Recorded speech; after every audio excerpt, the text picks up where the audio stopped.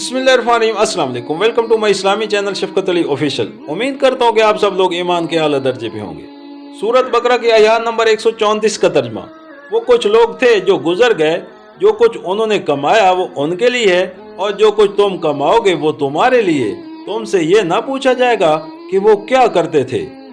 सूरत बकरा आयत नंबर 134।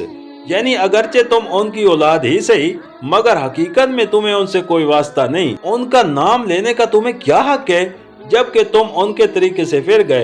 अल्लाह के यहाँ तुमसे ये नहीं पूछा जाएगा कि तुम्हारे बाप दादा क्या करते थे, बल्कि ये पूछा जाएगा कि तुम खुद क्या करते रहे। और ये जो फरमाया कि जो कुछ उन्होंने कमाया वो उनके लिए है और जो कुछ तुम कमाओगे वो तुम्हारे लिए, ये कुरान का खास अंदाज़े बयां है। हम जिस चीज़ को फ़ैल व अमल कहते हैं, कुरान अपनी ज़बान में उसे कसब या कमाई कहता है। हमारा हर अमल अपना एक अच्छा या बुरा नतीजा रखता है, जो खुदा की कशनूदी या नाराज़गी की सूरत में ज़ाहिर होगा वही नतीजा हमारी कमाई है। क्योंकि कुरान की निगाह में असल अहमियत उसी नतीजे की है, इसलिए अक्सर वो हमारे कामों को अमल व फ़ैल के अल्फाज से तबीर करने की बजाय कसब के लफ्ज़ से तबीर करता है। सूरत बकरा की आयत नंबर 135 का तर्जमा। यहूदी कहते हैं यहूदी हो तो राह रास्त पाओगे, ईसाई कहते हैं ईसाई हो तो हिदायत मिलेगी। उनसे कहो नहीं, बल्कि सब कुछ छोड़कर इब्राहिम का तरीका और इब्राहिम मुशकियों में से न था। सूरत बकरा आयत नंबर 135। इस जवाब की लताफत समझने के लिए दो बातें निगाह में रखिए। एक ये कि यहूदियत और ईसाइयत दोनों बात की पैदावार हैं।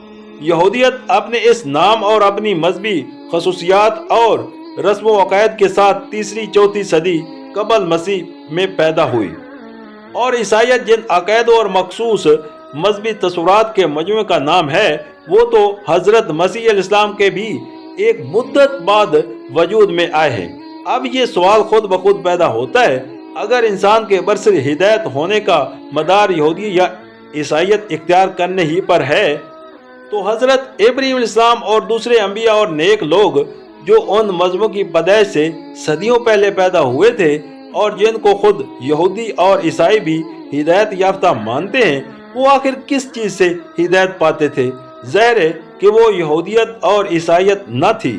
लिहाजा ये बात आपसे आप वाज़ेह हो गई कि इंसान के हिदायत याफ्ता होने का मदार उन मजहबी खसूसियात पर नहीं है जिनकी वजह से ये यहूदी और ईसाई वगैरह मुख्तलिफ फ़िरके बने हैं, बल्कि दरअसल उसका मदार उस आलमगीर सिरात मुस्तकीम के इख्तियार करने पर है जिससे हर ज़माने में इंसान हिदायत पाते रहें।